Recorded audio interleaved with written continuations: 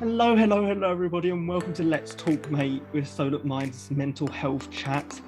And for this episode, before we actually get into the theme of this episode, I just want to give a quick disclaimer that if anything we talk about in this episode does affect you, please make sure you reach out to Solent Mind support. So whether that's our support line, that is open from 9 a.m. to 7 p.m. every single day, and that is available across Hampshire, or if you're in Portsmouth, Fareham, Gosport, Havant, or East Hampshire, you can access the harbour. That is a crisis service open between 4:30 and 11 p.m. every single day. Or the equivalent in Southampton is the Lighthouse, again, 4:30 to 11 p.m. every single day. They're both crisis services, which are available via text or phone call, whatever you need. There'll be more details at the end card of this video and in the description below. So if anything we talk about does affect you, please do jump out and call our crisis services, contact our support line. We understand some of this stuff can be extremely triggering for people, so please do move on. And the trigger warnings for this episode are we'll be talking about race and mental health, and obviously maybe because some conversations will come up about racism and stuff like that. So if any of that does sound like it might be triggering to you and you don't want to listen to it right now, we completely understand. Please do reach out to our support services if you need them. And if not, just take a break, look after yourself. That's the most important thing. And you can come back for another episode. So as I said at the top, or as I suggested there, this episode of Let's Talk, Mate, is going to be talking all about Black History Month, and talking a little bit about why the Black communities might be more likely to suffer with poor mental health, as statistics show, and also why they're less likely potentially to reach out to services. And I'll introduce myself. My name is Sam Clark. I'm the Digital Content Officer for Solent Mind. And then we'll just go into introducing our guests. So first of all, we've got Duke, who is a football blacklist winner from 2020 for his work in the community. Hi, Duke, how are you doing? I'm very well, Sam. How are you? You okay? Yeah, not too bad, mate. And secondly, you've also got Frank, who is a personal trainer and fitness fanatic, I guess we could say, in Southampton area. And Frank, if you just want to, you can give a little bit more spiel to introduce yourself, as you just did as well. Yeah, so my name is Frank. I'm known as Mr. Funky Fit, which is my stage name. And I'm an author. I've written my own book called Get Motivated. And I train a lot of people across town, and I do loads of different events. And I've got my own fitness center called Studio Red Fitness in Southampton. Yeah. That's perfect. And we'll address this quickly. Obviously, Frank hasn't been able to get his camera working, but you can hear his voice and you'll know whenever he's speaking. So don't worry about it. Obviously, if you're listening to the audio version, this makes no difference to you whatsoever. But if you're listening to the video version, we'll just explain that. But yeah, so just to get straight into this conversation, and obviously I'm going to do minimal talking as possible and just let both of you talk it out. But first of all, I just want, we do know statistically that Black people are more likely to suffer with poor mental health than white people. And whether that be just in terms of the diagnosis or whatever that might be, that is a statistic that we know is thing, and we have to, a lot of people talk about it, a lot of people are addressing it. But from both your perspectives, I wonder what aspects do you think play into that, and why do you think that can be the case for a lot of communities? If I can just quickly start there, Sam, thank you. Well, for me, Black mental health wasn't a thing back in my day. I mean, if I just let everybody know, I'm in my 50s. I'm 59 right now, and I was brought up in South London.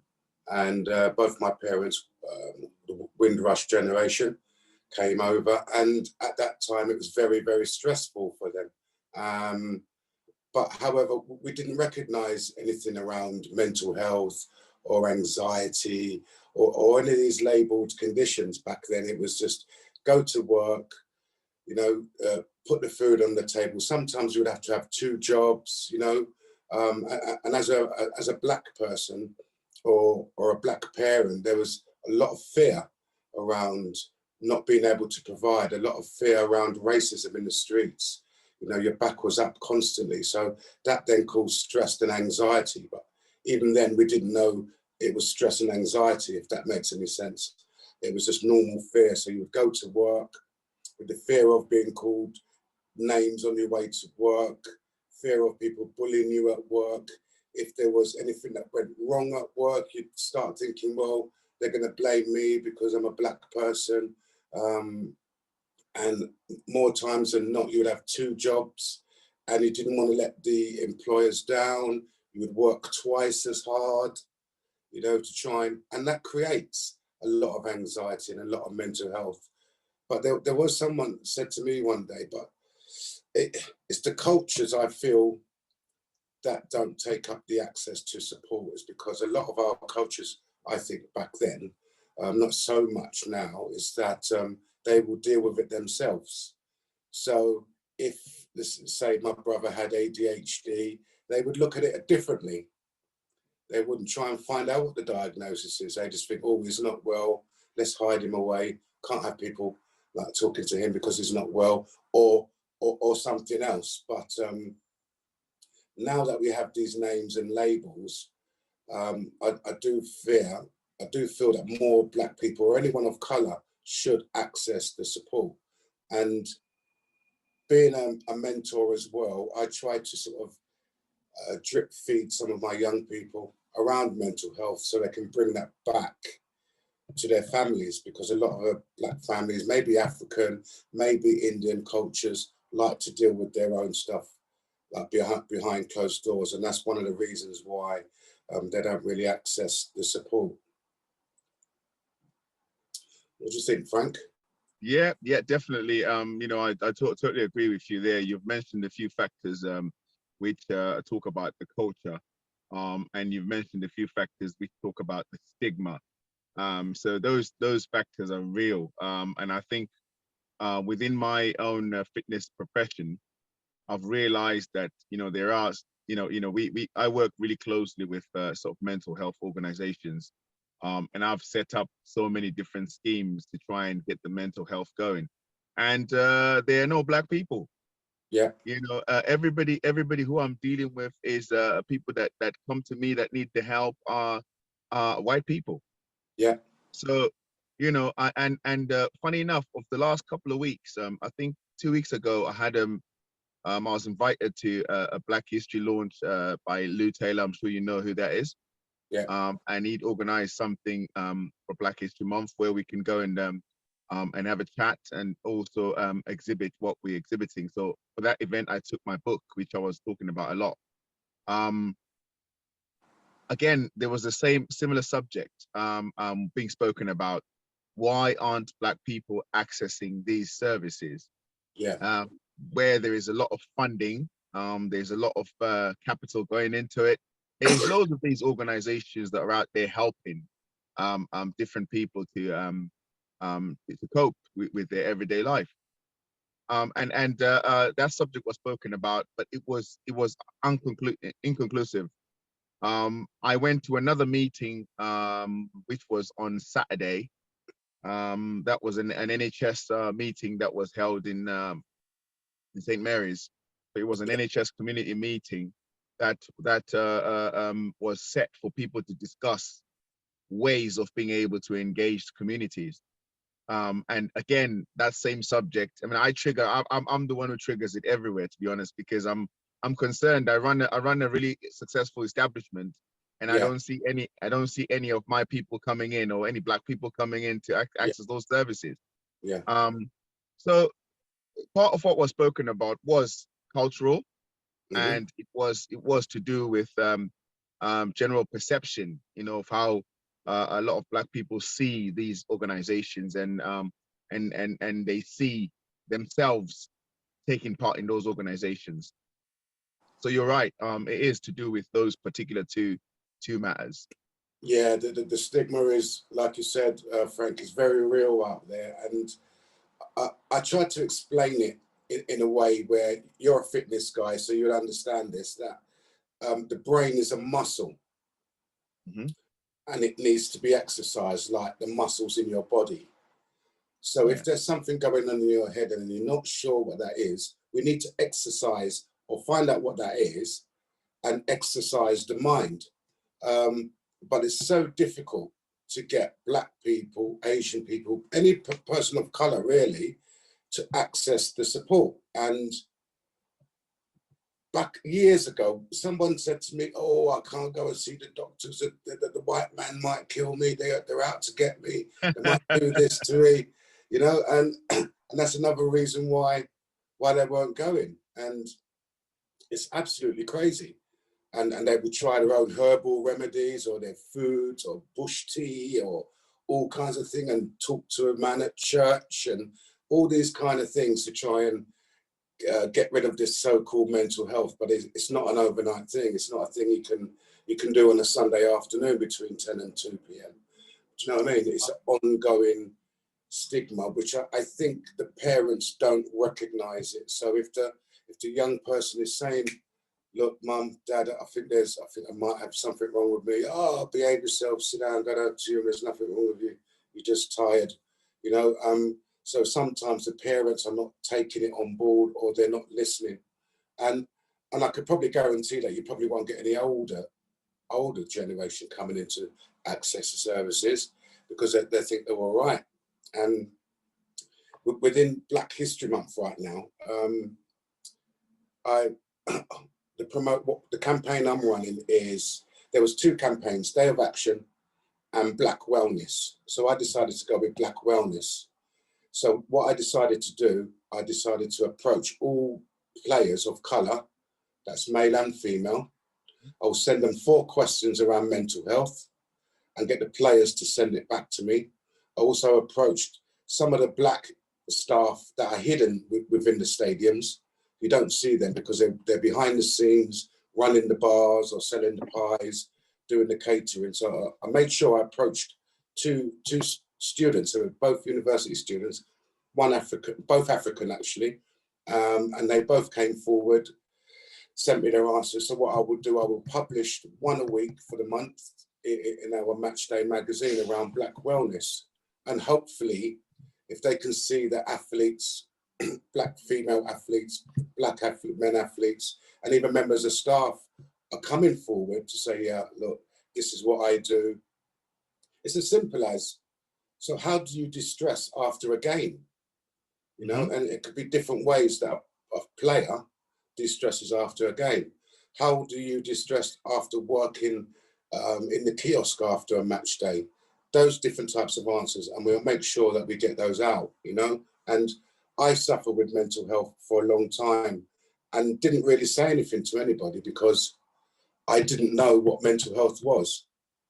I thought I was just angry all the time.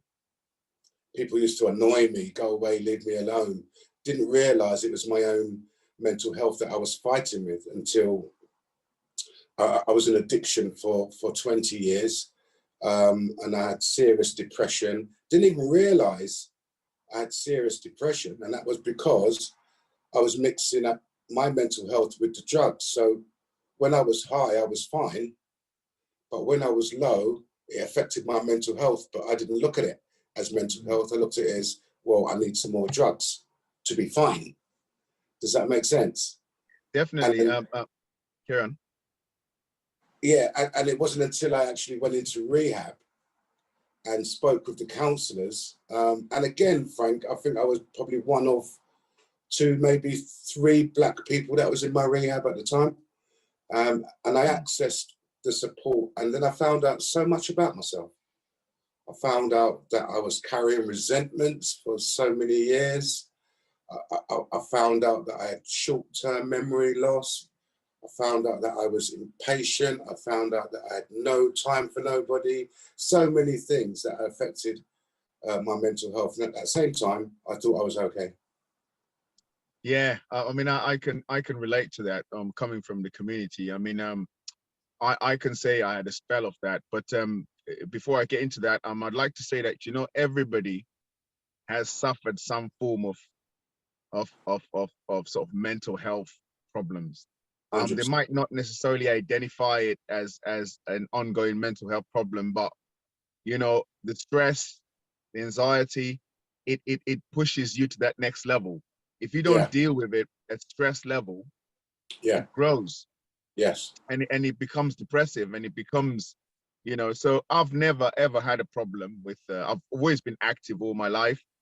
I did athletics. I've always been, as we all know, that exercise generally helps to deal with mental health conditions. Yeah. So if you're always active, you're almost masking anything that might happen, and Yeah. you're helping yourself by increasing those endorphins in your body. Yeah. But this particular time, I lost my dad when I was 19. Right.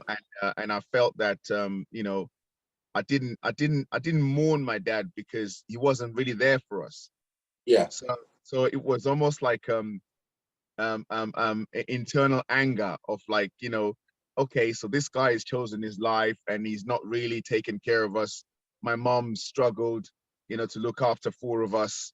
Yeah. And then he's died without even approaching us to say, hey, listen, guys, I'm really sorry for what happened. I'm really, I always had that feeling that he was going to turn up one day and just lay everything on the table and apologize. Yeah. I didn't know that I had that in my mind all the time until he Yeah. died. So Wow. when he died, I didn't mourn his death. I was angry. I just thought, oh well, I'm my own man now. I'm starting my own clan. I'm starting my own family, and the Yeah. family name doesn't mean anything anymore. And all this stuff was in my head, but I defended it by thinking, yeah, I'm good. Yeah. Yeah. And then it sounds a little bit like you had that, you built up that resentment again over years and years and years of your dad not being in your life. Yeah. And that carries so much weight. And Yeah, and it ended up as a situation where I just found myself probably a bit like yourself, just hanging out with the wrong people. yeah. And Yeah. just that finding me was Yeah. a very what I might call very masculine finding me. Yeah. It was less than it was a bit more than the ordinary. I went Yeah. above and over, Yeah. where I wanted to prove myself physically, and I wanted to to just be with hard people and stuff like that. Yeah. It went on for a little while, and because I was enrolled with the tracks, so I was running for Hillingdon. I was a 100-meter sprinter. So Nice. very very talented, and lucky enough, I had a coach who always says, very old school coach, who always said to me, look, man, you're one of the luckiest guys. You've got so much talent. You need to stop hanging with these people. You need to stop doing that. But I didn't listen to him at the time. Of course. Till one day I squared up to my uncle, who happens to be one of a university lecturer in London. Yeah. And I squared up to him, and he was a boxer. And he just looked at me and he just laughed his head off. He said, "You think you can fight?" Yeah. And I said, "Yeah, I definitely can fight." And then he just said, I'm going to invite you to a boxing gym. So me and you are going to go to a boxing gym. We're going to get in the ring and we're going to fight. Wow. And I thought, okay, let's do this. So he took me to a boxing gym, and when we got there, obviously he said, "Oh, I'm not going to fight with him. I'll fight against him." But there was a youngster who was similar age to me, who was in the ring, who was a professional fighter. Yeah. And the coach, my uncle went and spoke to the coach behind the scenes and said, go and give him a few rounds with this lad, Yeah.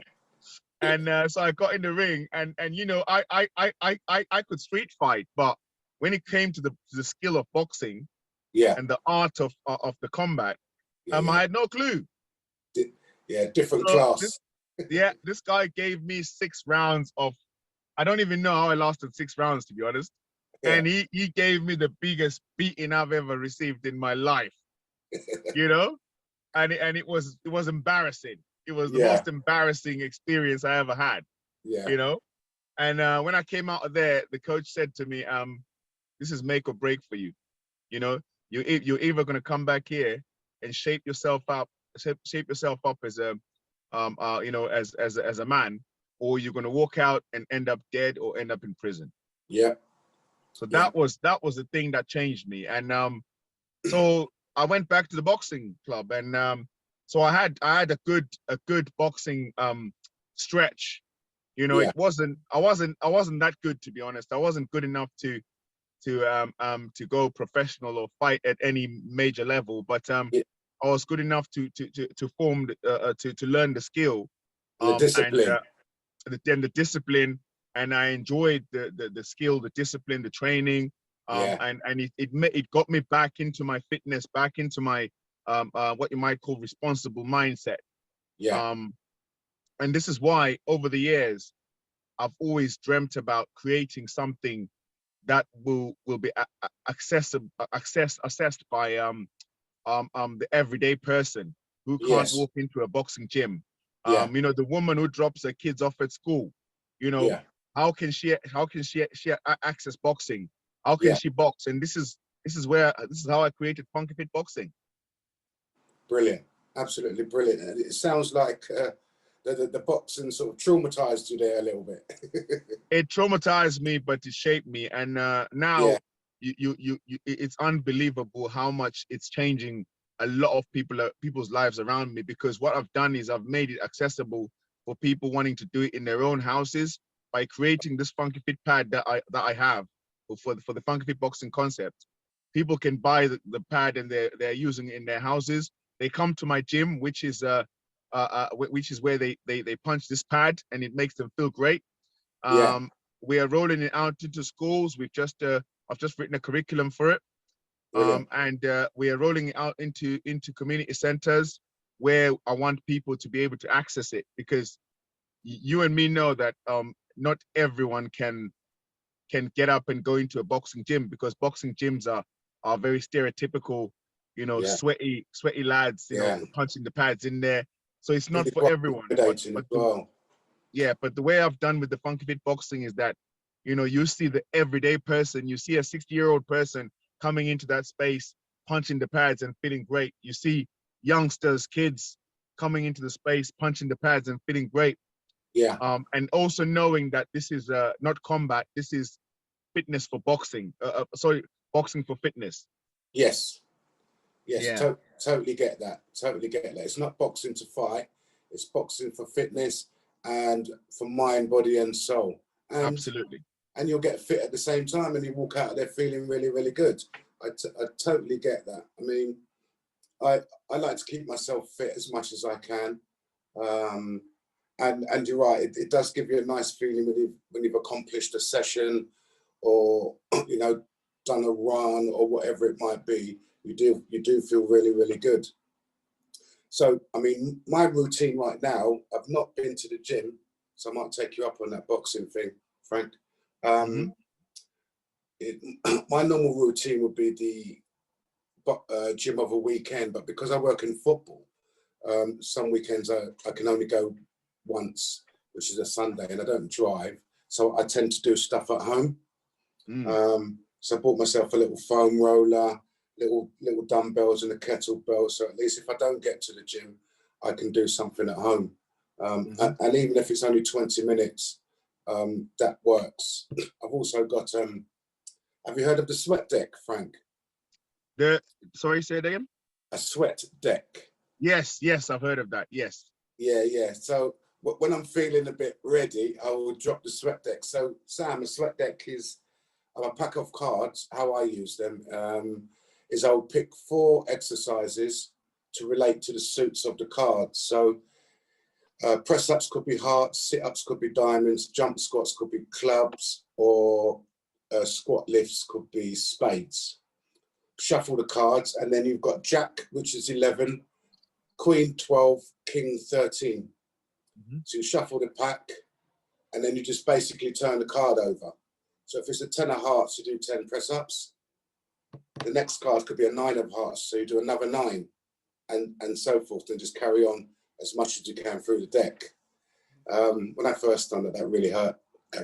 But yeah, it really hurt. Because I actually was listening to you, and I think this is a way, like I said, I'm kind of like learning as you're talking as well. And I think the thing that really stood out to me from the conversation we've had so far is that maybe the way for people to access mental health support is in these kind of less conventional ways, if you like. Maybe people aren't willing to go to therapy sessions. Maybe people aren't ready to do this one-on-one support. You know, you going through rehab and starting to get an idea of that. Frank going through exercise, and obviously it seems like exercise is a big thing in your life as well, Duke.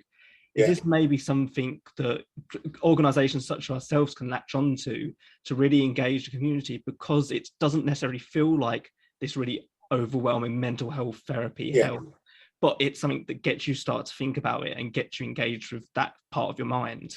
Yes, I'm a big believer on, because I'm a mental health first aider as well myself. And a few years ago, I spoke to someone in football about having a mental health trainer or a buddy within football. So what I'm trying to say is, so you go to a match, a player is not on his game. The coaches at the time will go, oh, you're not on your game, I'm going to bench you for the next one. Not basically asking the player if he's all right. You know, so something could have happened in his life which has affected his performance on the day, but the coaches are so Jurassic, and where a lot of them have not done any mental health first aid training, they just automatically see this guy's not performing, bench him. However, I saw that gap, and I also promote the ladies' game within my role. So during COVID, a lot of our female players were absolutely ruined with mental health and the COVID and the pandemic and everything else. So I spoke to a few football clubs. I spoke to 2 priests and a football club ambassador for a couple months, and we managed to train up a chaplain, a female chaplain, who lives in Portsmouth. Now, we embedded her within the football club of the ladies. Now, what they can do, they can talk to her on WhatsApp, they can meet her for coffee after the game, and she's at every single game and training sessions. She has to chat with them in the changing rooms before they come out, and it's had a massive, massive effect on their game. So I'm with Frank's business. I mean, the boxing, I'm sure he knows his mental health. It'd be also good to maybe, if you've got a colleague there, you can train up in mental health, and you can talk to young people via stealth, really, just using your mental health training. So they'll come to boxing, probably had a really, really bad day. And if you've got a couple of colleagues who are up on their mental health, you can have little chats before they start the session or little chats after the session. And I think it works well that way, like a bit of stealth help, so to speak. But, carry on, Duke. Yes, I'm a big believer in different organisations having these buddies or these champions within their organisation. You haven't got to have a big T-shirt saying I'm a mental health first aider. You just got to be empathetic and compassionate, trained, and able to speak to people, or able to even listen, because listening is key. We can always put all of our stuff on people, but the biggest skill is to listen. So, I'll always listen to my young people before even interrupting. I'll ask them how their day's going. They go, fine. I go, well, you sure? They go, yeah. Then I'll start ranting. I'll do walk and talks. It's really important that we listen to anyone, whether it's young people or elderly people. Mental health affects us all, you know, in some form. But it's how you manage it. I mean, most mornings I will wake up anxious for no reason. Don't know why I'm anxious, but I am. So I will sit with myself for 2 to 3 minutes in the complete silence, just to slow my mind down. And after the 3 minutes, then I'll get up. I'll always give myself enough time to go to work. So I'm not waking up 10 minutes before I'm due to leave the house. I'm waking up an hour before I'm due to leave the house. So it gives me enough time to do what I need to do without rushing, because I think stressing, rushing just makes anxiety. You know, does that make sense? Yeah. When you're getting up in the morning, you're thinking, oh my God, I've got 10 minutes to be on the bus. And you're just leaving the house anxious and mad, crazy. And then your whole day just goes, you know, peak tongue. So I practice that every day. I practice it this morning. I've been up since 7 o'clock, just silent, just slowly mooching around the house, and doing my little bits and pieces. So yeah, mental health is a big one for me. Really, really is. And I'm able to support other people. I'm supporting 2 or 3 people right now via telephone. So I'm always trying to help people with their mental health. And Frank, I'm going to come and see you one of these days. Absolutely, it'd be amazing to see you. Most of the stuff you spoke about earlier was it sounded like you just literally stole it out of my mouth. You know, but I'm gonna start with what you spoke about right now about the meditation and the relaxation and Yeah. all those kind of things. There's so many different methods people can de-stress. Yes. And if you feel like your mind is rushing way forward than what you expect it to, I'm an advocate of nature as well. Nice. It's so unfortunate you guys can't see me today because I'm in one of the most beautiful places right now. Oh, I'm in so my house is on the Isle of Wight. okay.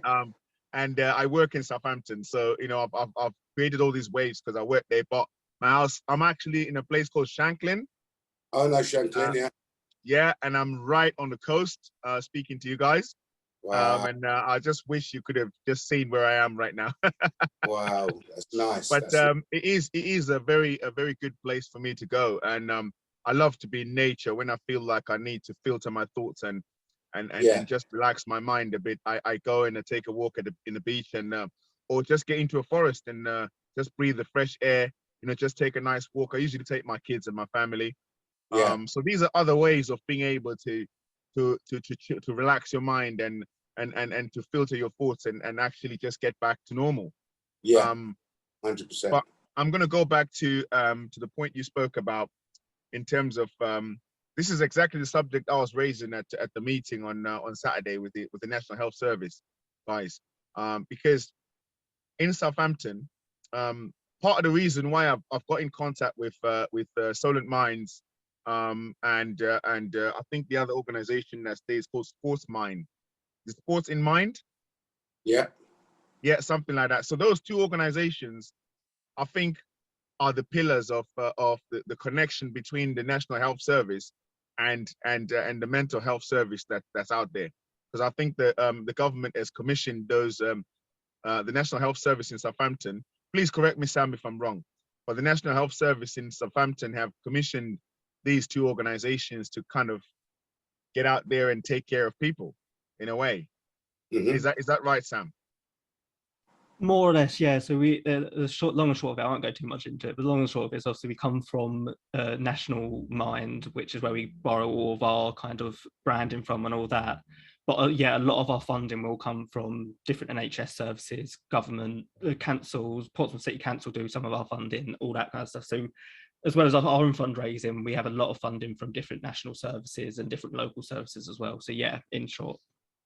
Yeah, so I used to work, going back 10 years ago, I used to work with an organization called Southampton Health National and NHS Health Trainers. It was an incredible incentive because it allowed a lot of community engagement by the coaches that were running it. And what they did is then they got in contact with centers and trainers and established a good network, because that network was to handhold people into centers like fitness centers, Yeah. things like that. It worked really well, and I was really a bit annoyed when they said they've got rid of that. But I soon got hold of these organizations, like obviously Solent Minds and the other one, which is called Sports in Mind. I think the main problem here is the gap between GPs, the National Health Service, and fitness establishments and trainers. There's a huge gap in between that is really a bit of a no-brainer to fill up. I mean, just like you said, Duke, people like yourself and myself have been doing this already. We have been in the communities. We have been helping people to deal with mental health. We have been the pillar and the forefront of some of these people that want to talk, that want to do this kind of stuff. And I feel like, by having people in communities, by having people who are, let me just say on my own behalf, people who are fitness trained in communities, administering mental health issues is going to be the way forward. Yeah. You know, because if you have somebody, there's an aspect between me and you. We have a community of people who don't want to engage in this whole mental health thing. Yeah. But what we've just said to each other about our backgrounds and about our experience living in communities allows us to be able to engage people in communities. Yes. You know, it's not going to be Mr. Smith coming in wearing his suit and tie, trying to engage a community of youngsters, you know, who are full of testosterone or anything like that. It goes back to another thing I raised about community policing. You know, I mean, I was born in Northwest London, and we used to have community police. Yeah. You know, back in them days, we knew who the community police officer was. Yeah. And every time we did something naughty, our parents would be like, "Oh, we're gonna tell him. We're gonna tell John. You know, he'll take you to prison." You know, he knew everyone in the community, and he was allowed to even give us sweets when we were young. You know, so that kind of stuff means that there was a lot of community engagement that allowed crime to be stopped at grassroots, because that police officer knew every kid from the block, you know, and he knew if some kid is getting out of line, he knew how to do that. So what I'm trying to say to Sam is that, you know, I want to work with your organizations. I want to work with these organizations, but not only just for my benefit, but to be able to create a bridge, a professionally designed bridge between the organization and the trainers that are on the ground. Mm-hmm. So that's my aim, because that's how we can spread this across to every single community. We need to work with the community champions.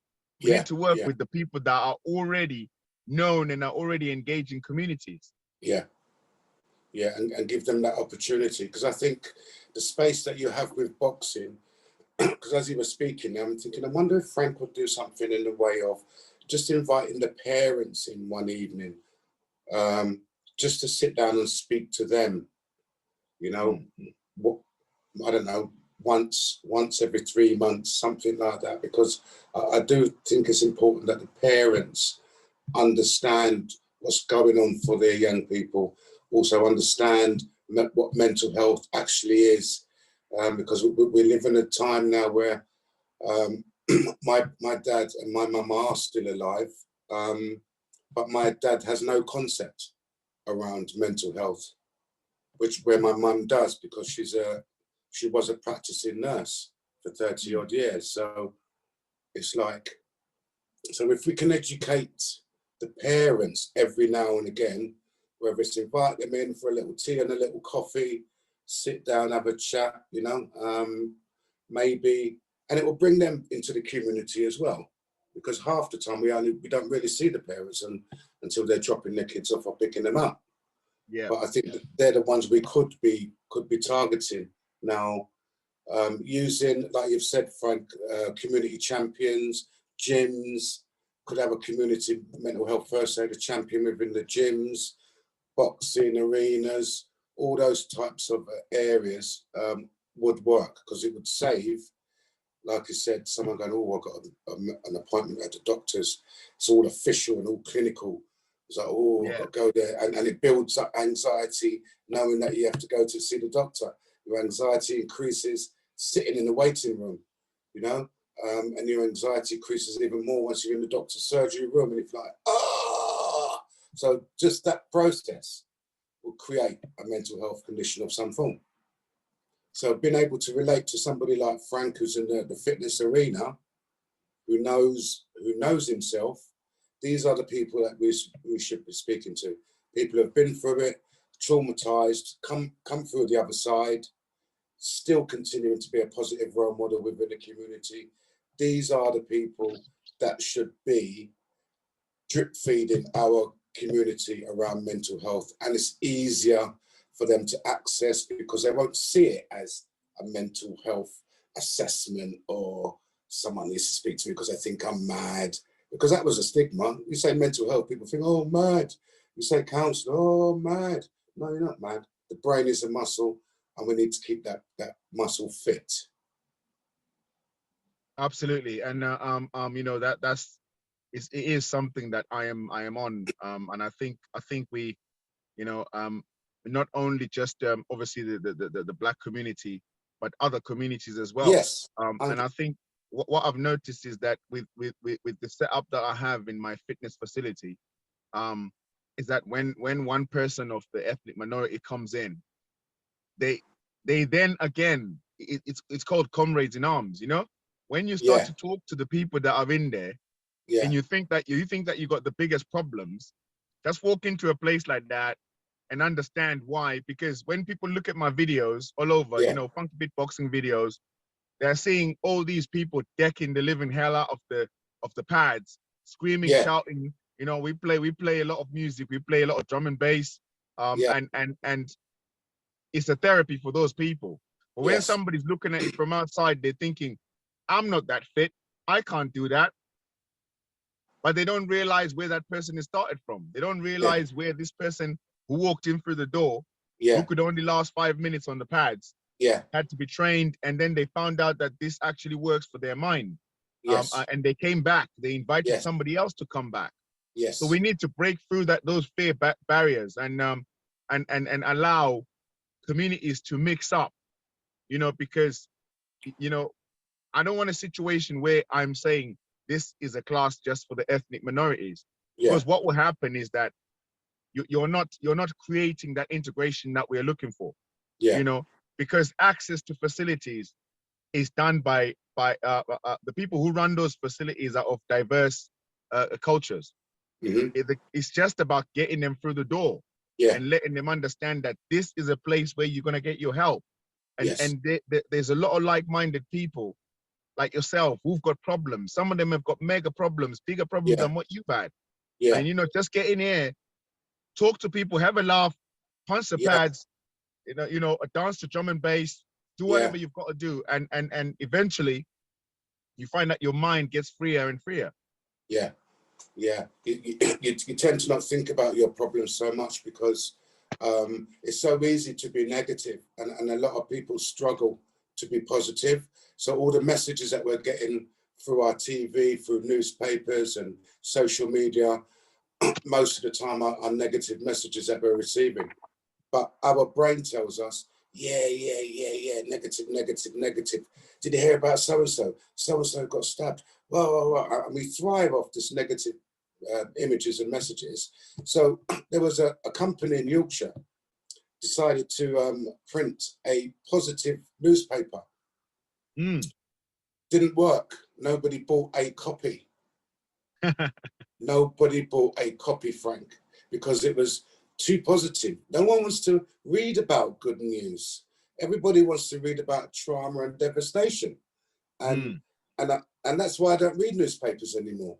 And I'm very conscious about what I read, because it gives us these added information that we don't necessarily need because we've got all of our own stuff to deal with already.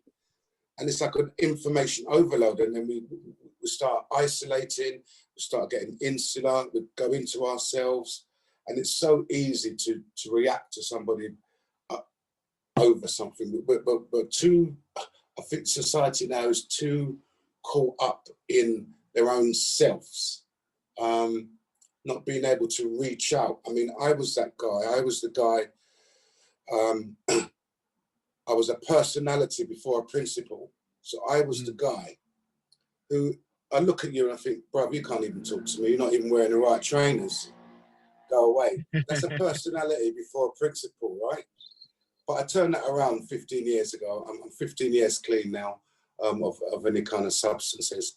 So I've turned that around now because it's a principle before a personality. And the reason why I turned it around is because the same guy I was dissing and didn't really want to talk to was the same guy who helped me out one day when I needed the help.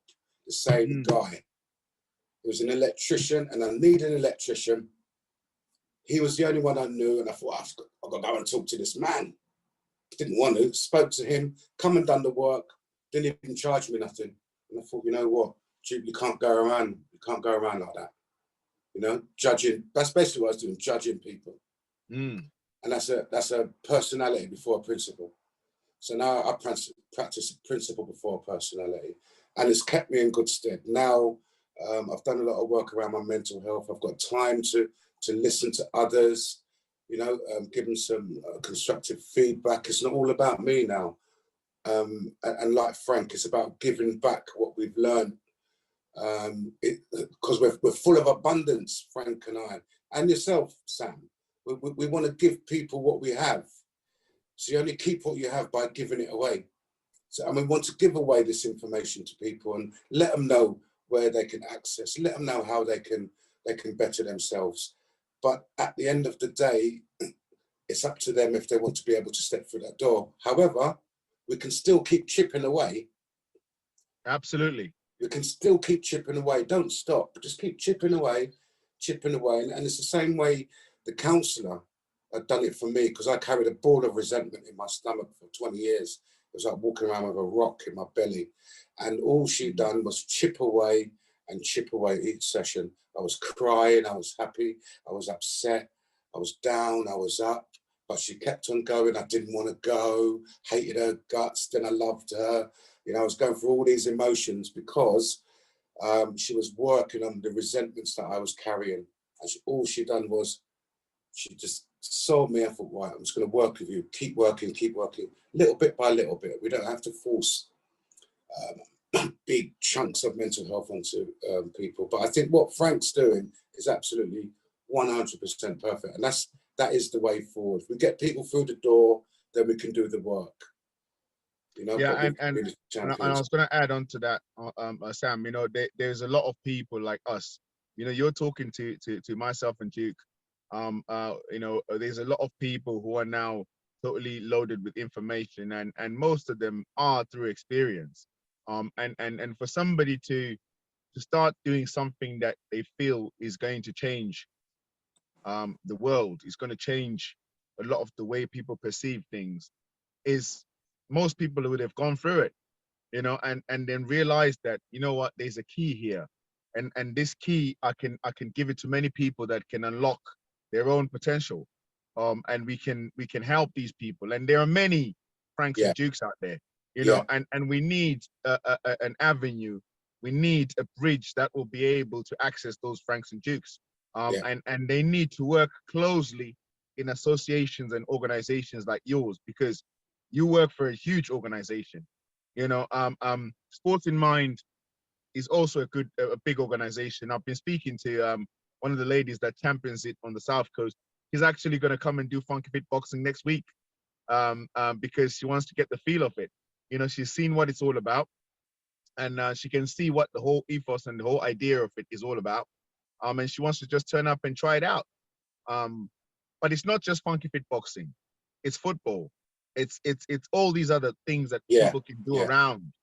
It's walking on the beach. It's waking up and meditating. It's waking up and listening to your favorite music first. This is all information that can come from people who have tried it, who have read about it, who have experienced it, who can give you all these clues and all these ideas.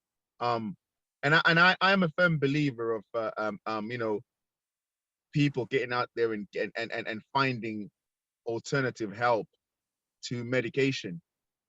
I was speaking to one of my my clients who's a GP, and I've got quite a few actually, and I've asked them the same question. I said, why is it so easy for GPs to just throw the medication onto people?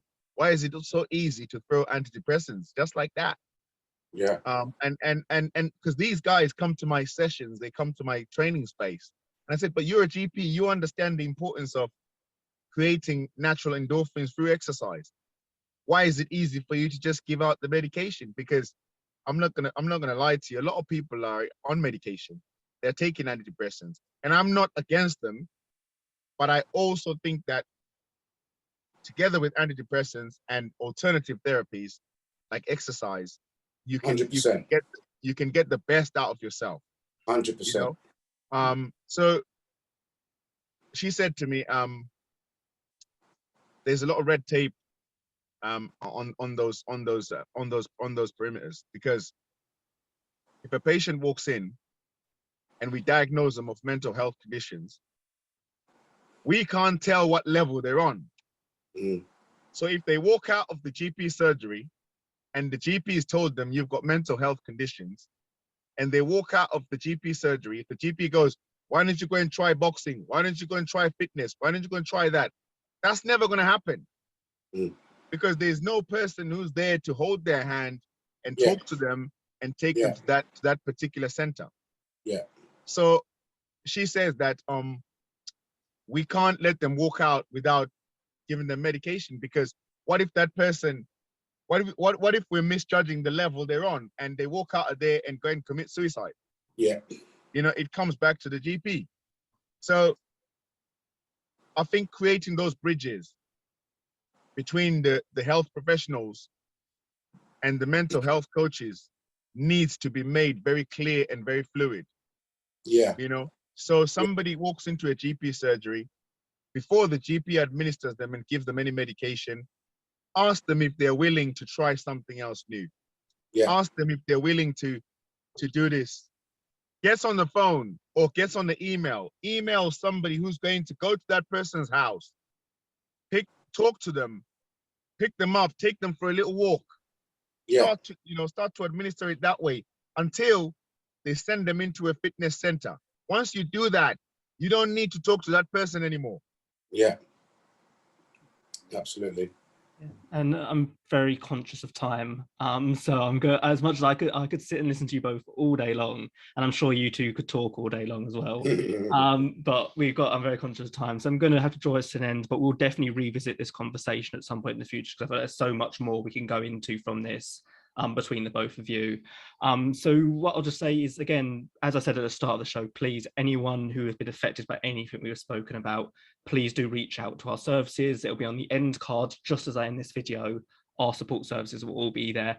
And also talking a little bit about what Frank just spoke about, if there is anything in particular you want to get involved in terms of doing some kind of exercise, please reach out to our peer support teams, because they can help you through that process, find the right place for you, and really narrow it down. And obviously now we've got contact with Frank, so they might be able to send you to Frank and help you and get that help as well. So what we'll do, I'll link that in the description as well for our peer support team, because they're the kind of people in our community who can help you find, as Frank said, alternatives to therapy, different ways you can enjoy your mental health therapy, basically.